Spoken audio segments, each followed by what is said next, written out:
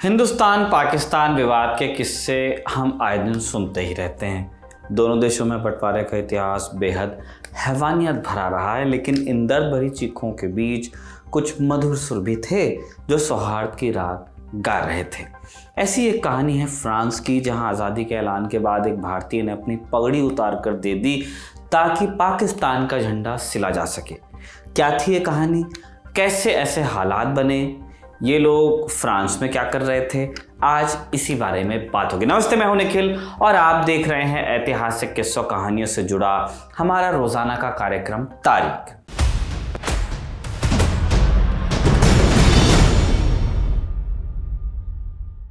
अब क्योंकि कहानी पार्टीशन से जुड़ी हुई है तो जाहिर है कि 1947 की तो होगी ही, तो हम भी आपको वहां लेकर चलेंगे। पर पहले बात करते हैं उससे भी करीब 40 साल पहले की।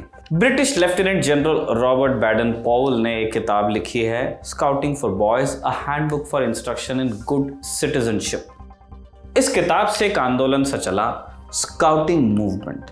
आप में से कई लोग शायद स्काउटिंग के बारे में पहले से जानते होंगे, जो नहीं जानते उन्हें संक्षिप्त में हम बता देते हैं। स्काउटिंग एक ऐसा शैक्षणिक कार्यक्रम है जो युवाओं के किरदार को बेहतर करने, उन्हें अच्छा नागरिक बनाने और उनकी स्किल्स डेवलप करने पर केंद्रित होता है, जिसमें व्यक्ति चीज़ों को खुद कर करके सीखता है।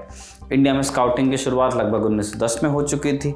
स्काउटिंग में एक वर्ल्ड स्काउट जम्बूरी नाम का कार्यक्रम भी होता है। इस कार्यक्रम में देश विदेश के स्काउटिंग से जुड़े लोग एक जगह इकट्ठा होते हैं।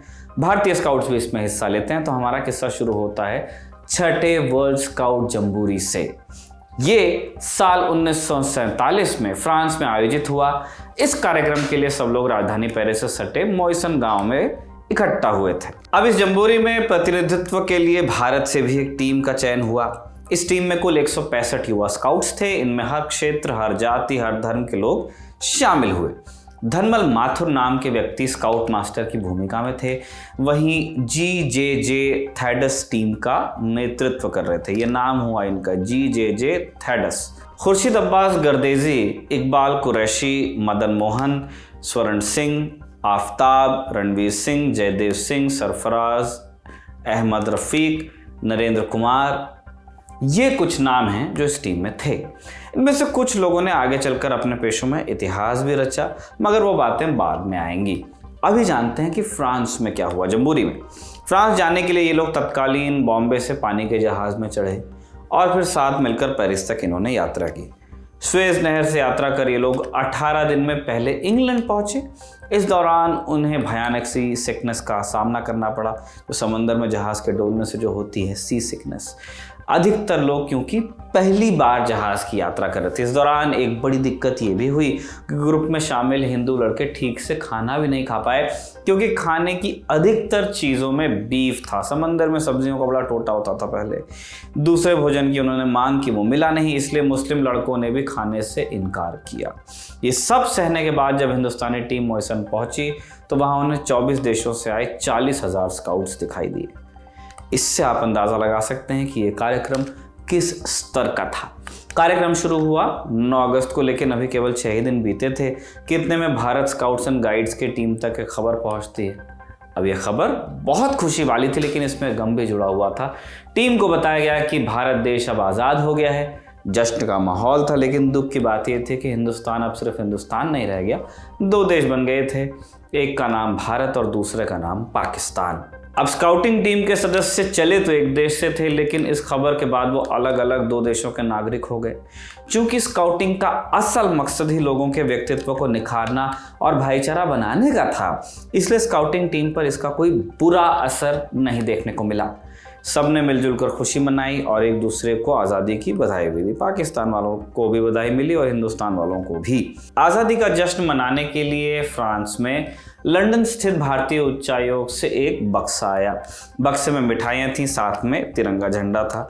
ये झंडा स्काउटिंग इवेंट में फहराने के लिए भेजा गया था। जो ब्रिटेन में, जो लंदन में इंडियन हाई कमीशन था, उन्होंने कि भाई मुँह भी मीठा करो और झंडा भी फहराओ। पर जो लोग पाकिस्तान के नागरिक बन चुके थे उनके पास कोई झंडा नहीं था। दरअसल पाकिस्तान की संविधान सभा ने अपने झंडे का डिज़ाइन 11 अगस्त को जाके फाइनल किया था, इसलिए इतने कम दिनों में पाकिस्तान का झंडा फ्रांस पहुंच नहीं पाया। स्काउट टीम में मौजूद पाकिस्तानी लोगों ने अपने झंडे की तस्वीर एक स्थानीय अखबार में देखी हुई थी। मुल्तान के खुर्शीद अब्बास गर्देजी, इकबाल कुरैशी और शिमला के मदन मोहन को पाकिस्तानी झंडा बनाने का काम सौंपा गया।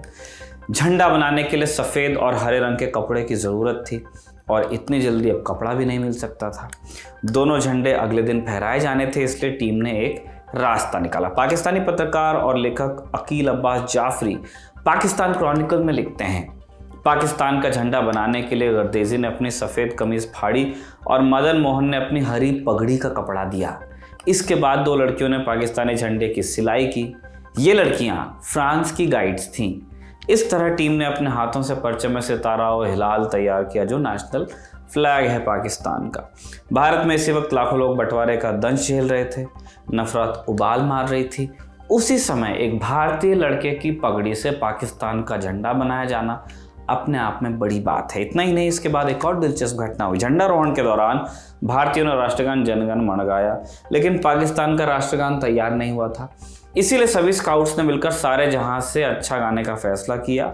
ये मौका इस मामले में भी खास था कि पहली बार किसी इंटरनेशनल इवेंट में भारत और पाकिस्तान के झंडे एक साथ फहराए गए। ये कहानी और भी आगे बढ़ती है क्योंकि भारतीय दल साथ गया था, इसलिए इसे वापस भी लौटना था, लेकिन दो अलग अलग मुल्कों में। पाकिस्तानी बन गए लड़के चाहते थे कि वो सीधे मुल्तान और कराची जाएं। टीम के लीडर जीत हैडस ने जब ये सुना वो गुस्सा हुए और सबसे दो टूक कहा कि तुम भारतीय की तरह आए, इसलिए लौटोगे भी भारतीय की तरह और फिर वहां से अपना वाटअप करना। वापसी के लिए स्काउट्स टीम ने जिस जहाज़ का इस्तेमाल किया उसका नाम था RMS स्ट्रैथमोर।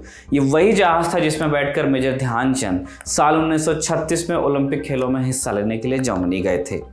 क्रिकेट के शौकीनों के लिए एक और ट्रिविया है, इसी जहाज़ से 1936 में सर डॉन ब्रैडमैन वाली ऑस्ट्रेलियाई टीम एशेस खेलने इंग्लैंड गई थी। बहरहाल वापस अपनी कहानी पर लौटते हैं। इंग्लैंड से हिंदुस्तान लौटने वाली स्काउट टीम को पता चला कि बंटवारे में दंगे भड़क गए।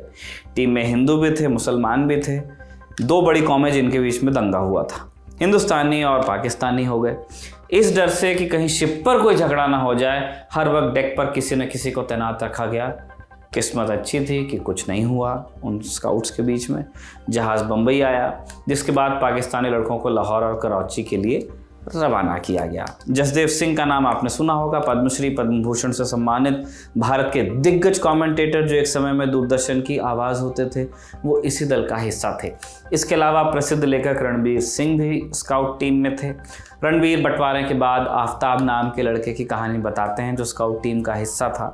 आफ्ताब को पाकिस्तान जाना था, लेकिन उसके माता पिता अजमेर में थे, इसलिए पहले उसने उन्हें ढूंढने के लिए अजमेर जाने का फैसला किया। हालात बड़े ख़राब थे।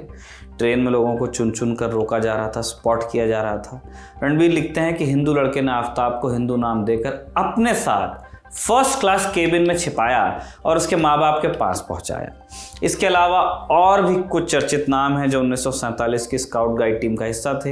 एक कर्नल नरेंद्र कुमार का, बुल के नाम से बुलाए जाने वाले कर्नल नरेंद्र ने हिमालय और काराकोरम रेंज पर चढ़ाई की और 1984 में जब इंडियन आर्मी ने सियाचिन पर फतह पाने के लिए ऑपरेशन मेघदूत चलाया तो उसमें इनकी लीडिंग भूमिका थी। जो शुरुआत की स्काउटिंग थी वो कर्नल बुल ने ही की थी।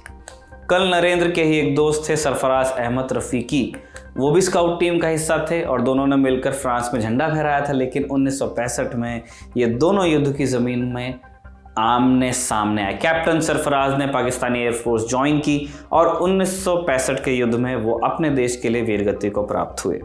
भारत पाकिस्तान के बीच आगे भी अदावत के कई मौके आए जिनकी कहानी हम सुनते आए हैं, लेकिन उनके बीच स्काउट गाइड टीम की ये कहानी भी है जो दो मुल्कों के आम लोगों के बीच रिश्तों का एक नया पहलू दिखाती है।